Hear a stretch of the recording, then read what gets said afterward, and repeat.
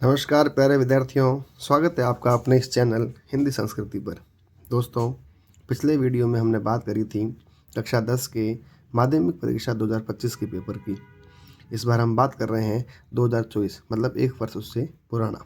हमने पहले ही कहा था हम 3 पेपर पर बात करने वाले हैं, 25, 24 और 23। इस प्रकार से अपना ये दूसरा पेपर है। ये मुख्य पृष्ठ हैं और निर्देश जो पिछली बार पढ़े हैं वही निर्देश हैं, अतिरिक्त कुछ नहीं। समय खराब नहीं करेंगे, हम बढ़ते हैं सीधा प्रश्नोत्तर की ओर। प्यारे बच्चों, खंड अ हमारा पहला प्रश्न शुरू होता है वस्तुनिष्ठ प्रश्नों से। 12 प्रश्न हैं और प्रत्येक प्रश्न 1 नंबर का है, कुल 12 नंबर ये है। पहला प्रश्न है, रसिया शब्द में प्रयुक्त प्रत्यय है। इसमें अपने को प्रत्यय बताना है, तो रस प्लस इया, यहाँ इया प्रत्यय है। गुण स्वर संधि का उदाहरण है। गुण संधि का कौन सा उदाहरण है? विद्यालय, विद्या प्लस आलय, इसके अंदर अपने दीर्घ संधि है। निरोग, इसमें विसर्ग संधि है। मत प्लस एके, वृद्धि संधि है। रमा प्लस इस, इसमें अपने गुण स्वर संधि का उदाहरण अपने रमा प्लस इस हो जाएगा। उत्साह कविता के कवि कौन है? उत्साह कविता के कवि हमारे सूर्यकांत त्रिपाठी निराला हैं। दोस्तों, मैंने पहले ही कहा था, पिछले वीडियो में हमने बात करी है, सभी जो पाठ हैं हमारे, उन पाठों के नाम हमको पता होने चाहिए और उसके जो लेखक और कवि उनके नाम हमको पता होना चाहिए। ऐसे प्रश्न हमको मिलते हैं। दूसरा, पाठ किस विधा में लिखा गया है, इस प्रकार का प्रश्न भी हमको मिलता है। यदि काव्य पाठ है तो उसकी भाषा शैली कैसी है, भाषा कौन सी है, इस पर भी प्रश्न हमारे बनता है। अगला प्रश्न है, राम लक्ष्मण परशुराम संवाद की भाषा कौन सी है? पिछली बार सूरदास के भाषा पूछी थी, वो ब्रज थी। इस बार अवधि भाषा। कौन सी भाषा है बेटा? अवधि भाषा। गोपियों ने भ्रमर के बहाने किस पर व्यंग्य बाण छोड़े? गोपियों ने भ्रमर के बहाने उद्धव पर व्यंग्य बाण छोड़े। बच्चों, अगला प्रश्न है, नागार्जुन का जन्म हुआ था, कहाँ हुआ था? नागार्जुन का जन्म बिहार में हुआ था। और कैप्टन जिसका क्या नाम था? देखो बच्चों, पिछली बार प्रश्न पूछा था, हमको दिया था, गद्यांश दिया था। गद्यांश से पूछा था ये जो चश्मे वाला उसका नाम क्या था। और इस बार प्रश्न क्या पूछा है? कैप्टन किसका नाम था? तो क्या है? चश्मे वाला। मतलब ये प्रश्न 2024 का है और 24 में क्या पूछा है? कैप्टन किसका नाम है? चश्मे वाले का। 2025 में प्रश्न क्या पूछा है?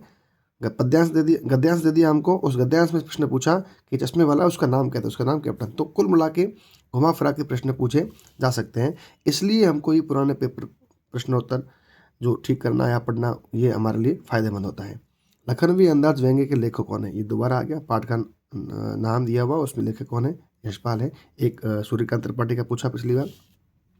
बाल गोविंद भगत की पाठ की विधा क्या है? ये पाठ परिचय में हमको मिल जाता है। यह एक रेखा चित्र है। संस्कृति का परिणाम क्या होता है? संस्कृति का परिणाम सभ्यता होता है। हमारे समाज में नाक किसका प्रतीक है? हमारे समाज में जो नाक है वो प्रतीक है इज्जत का। अगला प्रश्न है, हिंदी का पहला आंचलिक उपन्यास कौन सा माना गया है? तो वो है देहाती दुनिया। ये जो हमारा भोलानाथ वाला पाठ है, जो पूरक पुस्तिका चलती है हमारी, उसमें माता का जो अंचल है, उस पाठ के जो लेखक है उनके द्वारा लिखी गई रचना है। बच्चों, दूसरा प्रश्न है खालिस्तान वाला है, रिक्त स्थान है। 6 प्रश्न है, प्रत्येक प्रश्न 1 नंबर का और 6 नंबर के हैं। चूँकि मैं पिछले वीडियो में बता चुका हूँ, ये जितने भी प्रश्न आते हैं रिक्त स्थान वाले, सारे परिभाषाओं से संबंधित होते हैं। तो आज देखिए, किसी भाव, अवस्था, गुण अथवा दोष के नाम को भाववाचक संज्ञा कहते हैं। क्या कहते हैं? भाववाचक। यहाँ पे भाव आएगा। यही प्रश्न 2025 में आया एज इट इज, कोई परिवर्तन नहीं इसमें। वे शब्द जो संज्ञा व सर्वनाम की विशेषता बतलाते हैं उसे हम कहते हैं विशेषण कहते हैं। पिछली बार परिमाण 2025 के अंदर जो आया था, परिमाणवाचक विशेषण की परिभाषा थी, विशेषण के भेद की। तो देखो, 2024 में पूछा विशेषण की परिभाषा और 2025 में पूछा विशेषण के भेद की परिभाषा।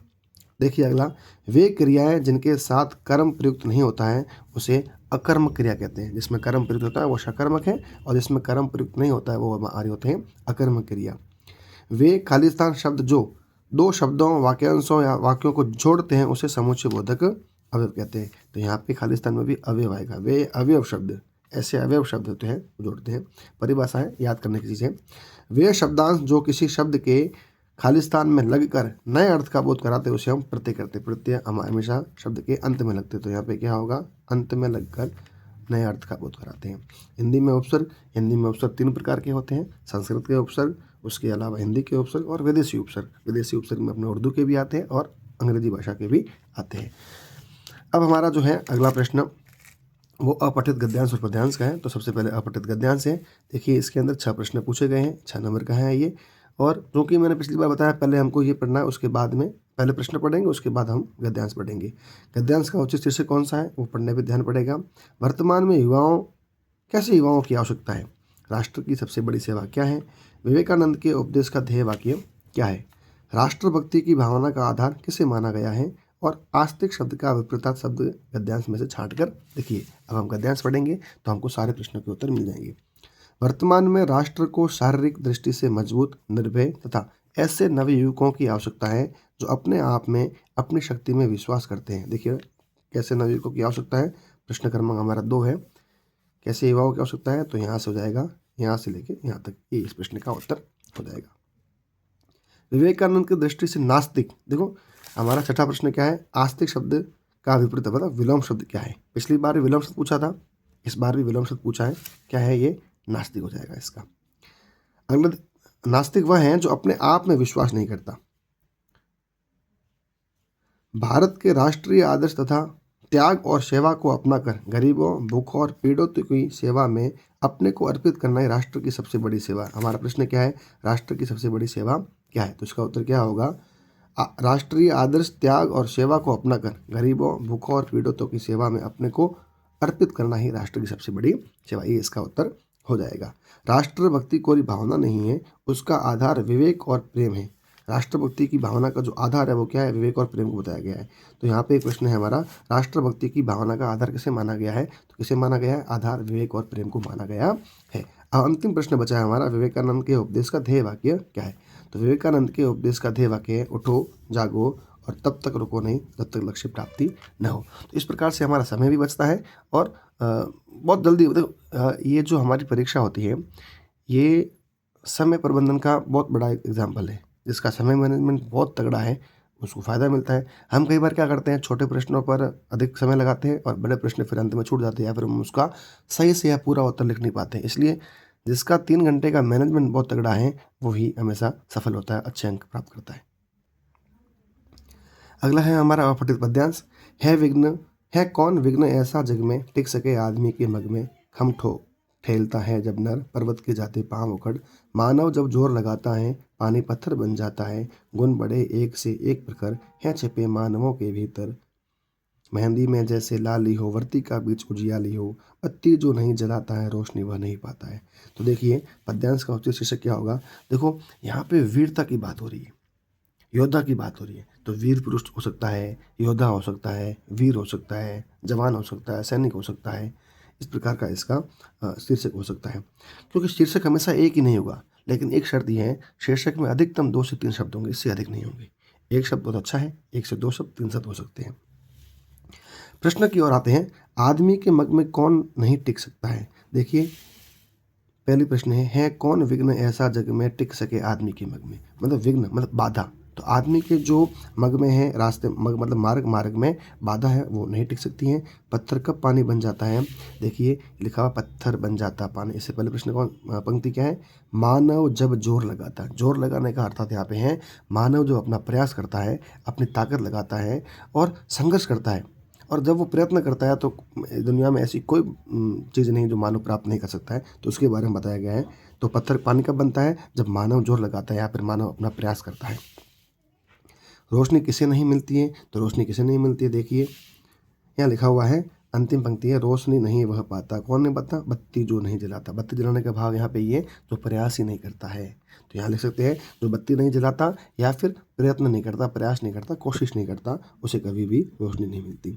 पर्वत के जाते पाँव उखड़, है ना। तो पर्वत के पाँव कब उखड़ जाते हैं, तो यहाँ हमारी पंक्ति में इसका उत्तर है। देखिए दूसरी पंक्ति, खम ठोक ठेलता है जब, खम का मतलब ठोक ठेलना मतलब क्या हुआ, जब मनुष्य ठान लेता है, तो ठानने के बाद उसके सामने कोई भी बाधा नहीं रहती है, तो पर्वत के भी वो पाँव उखाड़ लेता है। हमने दशरथ मान जी की कहानी सुनी होगी, दशरथ मान जी ने पूरे पहाड़ को अकेले तोड़, इसलिए उनको माउंटेन मैन कहा जाता है। तो यहाँ पर वही है, जो पर्वत के पाँव कब उखड़ जाता है, जब व्यक्ति मन में ठान लेता है। मेहंदी के बीच क्या छिपा है, मेहंदी के बीच मेहंदी की लाली छिपी हुई होती है। इस प्रकार से हम इस प्रश्न के उत्तर देंगे। बच्चों खंड ब जो हमारा है पाठ्य पुस्तक के प्रश्न है, 40 शब्दों में उत्तर लिखना है, 7 प्रश्न है, 2-2 नंबर के और ये 14 नंबर होंगे। शहनाई और डुमराव एक दूसरे के लिए किस प्रकार उपयोगी है।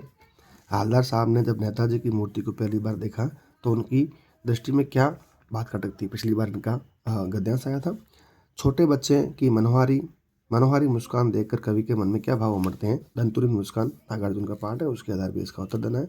उत्साह कविता का मूल भाव। बच्चों, यह जो प्रश्न है इसका जो उत्तर है वो पाठ परिचय में ही हमको मिल जाता है, इसलिए पाठ परिचय बहुत महत्वपूर्ण है। गैंगटॉक शहर को देखकर देखिएगा कि मन में क्या अनुभूति हुई, उसी पाठ के आधार पर लिखना है आपने को। सांप निकलने पर पानी फेंकते बच्चों की क्या प्रतिक्रिया हुई? माता का जो अंचल पाठ है उसके आधार पर इसका उत्तर अपने को देना है। नमक मिर्च लगाना मुहावरे का अर्थ क्या है? मुहावरे का अर्थ नमक मिर्च लगाने का। पिछली बार भी मुहावरा आया था, इस बार भी एक मुहावरा है, लोकोक्ति नहीं है अपने। अब है अपना गद्यांश।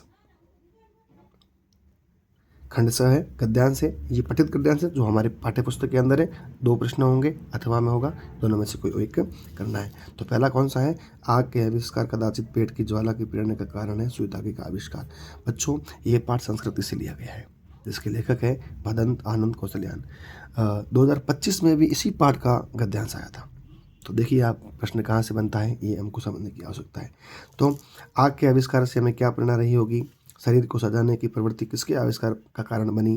खुले आकाश के नीचे सोए व्यक्ति को नींद से क्यों नहीं आती? वास्तव में संस्कृत मानव क्या नहीं कर सकता?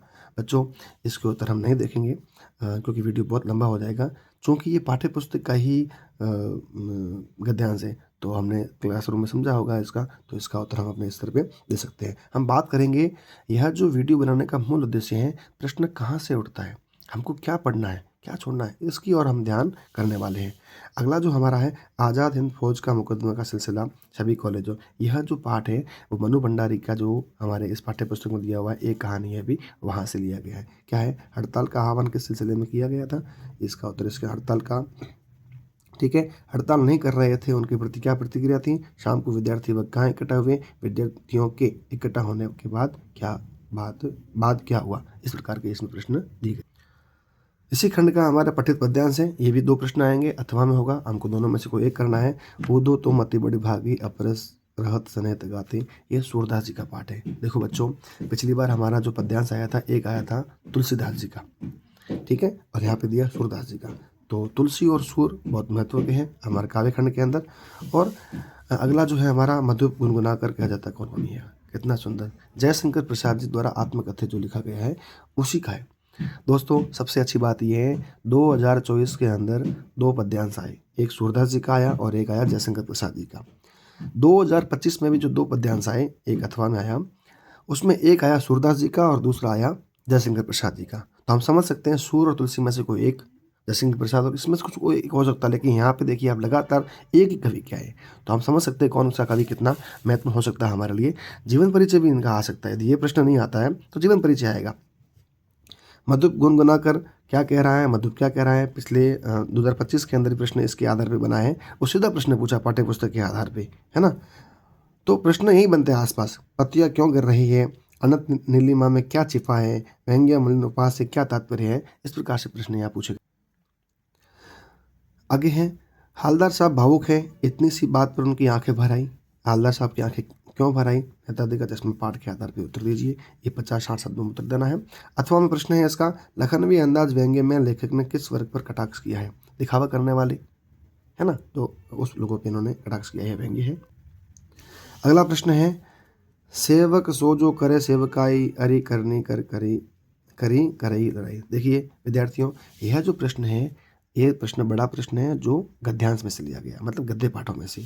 यह जो प्रश्न है काव्य खंड से लिया गया, दोनों काव्य खंड के प्रश्न हैं। तो देखिए पिछली बार 2024 के अंदर आप देखेंगे, अभी हमने बात की सूरदास जी का पद्य आया था, और 2024 के अंदर सूरदास जी का आया, 2025 के अंदर तुलसी का आया। चूँकि जो बड़ा प्रश्न आया था तो पिछले में सूरदास जी का आया 2025 के अंदर, और इसमें आया है सूरदास जी का। बच्चों, यहाँ समझने की बात यह है, सेवक सो जो करे सेवकाई अरी करनी करी करई लड़ाई, यह जो है परशुराम जी वाला, राम का जो बीच संवाद हुआ है उनके बीच में है, लक्ष्मण परशुराम संवाद का है। तो यह तुलसीदास का पाठ है। आप देखिए, बड़ा प्रश्न काव्य खंड से आया तो तुलसी का आया है, और पद्यांश आया तो सूर का आया है। 2025 में पद्यांश तुलसी का आया है, तो बड़ा प्रश्न किसका आया था? सूर का आया था। मतलब सूर तुलसी अपने आप में बहुत महत्वपूर्ण है।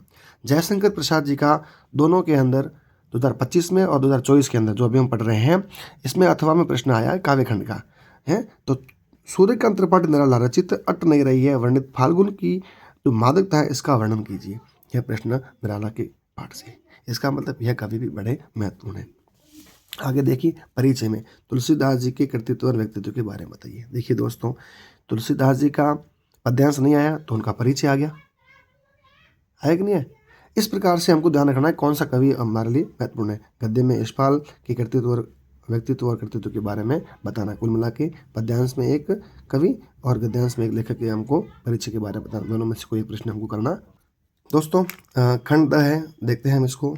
जाने कितना ऋण है हम पर इन नदियों का, हिम शिखरों का, साना साना हाथ जोड़ी। गद्य पाठ से लिया गया, जो पूरी पुस्तिका है उससे लिया गया है। एक दिन मैंने हिरोशिमा पर कविता लिखी, जापान में नहीं भारत लौटकर रेलगाड़ी में बैठकर। आगे कि हिरोशिमा में तत्काल कुछ न लिखकर भारत लौटने पर कविता क्यों लिखी। मूल पुस्तक का है। अब हमारा प्रश्न है निबंध का, जो कि 6 नंबर का आता है। तो 4 निबंध मिलेंगे। उसके बाद हमको ये बिंदु दिए हुए हैं, इन बिंदुओं का भी उपयोग कर सकते हैं अपन, और इन बिंदुओं का उपयोग नहीं करते हैं तो हम अपने मर्जी से भी लिख सकते हैं। कन्या भ्रूण हत्या एक निबंध। दूसरा, शिक्षा के क्षेत्र में मोबाइल की उपयोगिता, बढ़ता ध्वनि प्रदूषण, और मेरे जीवन की अविस्मरणीय यात्रा। अब जो हमारा पत्र है देखते हैं। स्वयं को राजकीय उच्च माध्यमिक विद्यालय नाहरपुरा का छात्र राहुल मानकर, नाम आपका राहुल लिखना है। विद्यालय में प्रधानाचार्य से विद्यालय के पुस्तकालय सप्ताह मनाए जाने पर प्रार्थना पत्र लिखना है। ऑफिशियल है, फॉर्मल पत्र है, औपचारिक पत्र है। स्वयं को रामगढ़ निवासी अर्जुन मानते हुए अपने मित्र को लिखा है। तो पारिवारिक पत्र के अंदर आएगा।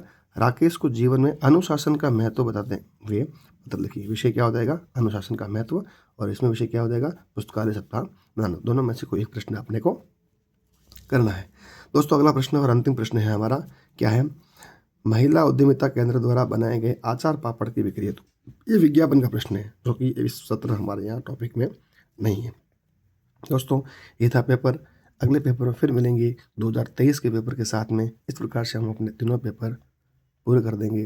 उम्मीद करता हूँ ये आपको परीक्षा में बहुत ज़्यादा हेल्प करेगा। उम्मीद करता हूँ बच्चों यह जो वीडियो है परीक्षा में आपको हेल्प करेगा। और मेरा एक छोटा सा प्रयास है कि आपके हिंदी विषय में अधिक से अधिक नंबर आए। दोस्तों जहाँ मैं पढ़ाता हूँ, एक बालिका है, पिछले सत्र उसको हिंदी में 100 में 100 नंबर आए। लोग कहते हैं कि हिंदी में 100 में 100 नहीं लेके आ सकते। मैं कहता हूँ हिंदी को यदि आप हिंदी के तरीके से पढ़ेंगे तो आप उसमें 100 में 100 नंबर लेके आते हैं। गद्यांश को गद्यांश के हिसाब से पढ़ना होता है, पद्यांश को पद्यांश के हिसाब से। जब हम हिंदी व्याकरण में घुसते हैं तो व्याकरण को गणित के हिसाब से पढ़ना पड़ता है। जिस प्रकार गणित के सूत्र है, गणित के नियम है, मैथमेटिक्स है, उसी प्रकार हिंदी व्याकरण में भी ट्रिक है, संधि में है। जिन विद्यार्थियों का संधि टॉपिक बहुत अच्छा है वो कई टॉपिक एक साथ चलते हैं, संधि, उपसर्ग, प्रत्यय, और संधि और समास को आप अच्छे से पढ़ लीजिए, बहुत सारे टॉपिक आपके क्लियर हो जाएंगे। और इन सभी टॉपिकों में केवल परिभाषाएं आती हैं, हम उसको याद कर सकते हैं और अच्छे नंबर ला सकते हैं। उम्मीद करता हूँ ये वीडियो आपके लिए बहुत उपयोगी होगा, और इस वीडियो को अधिक से अधिक शेयर करिए। आप जैसे जो विद्यार्थी पढ़ने वाले हैं उनको बहुत ये हेल्प करेगी। वो लोग आपको थैंक यू बोलेंगे।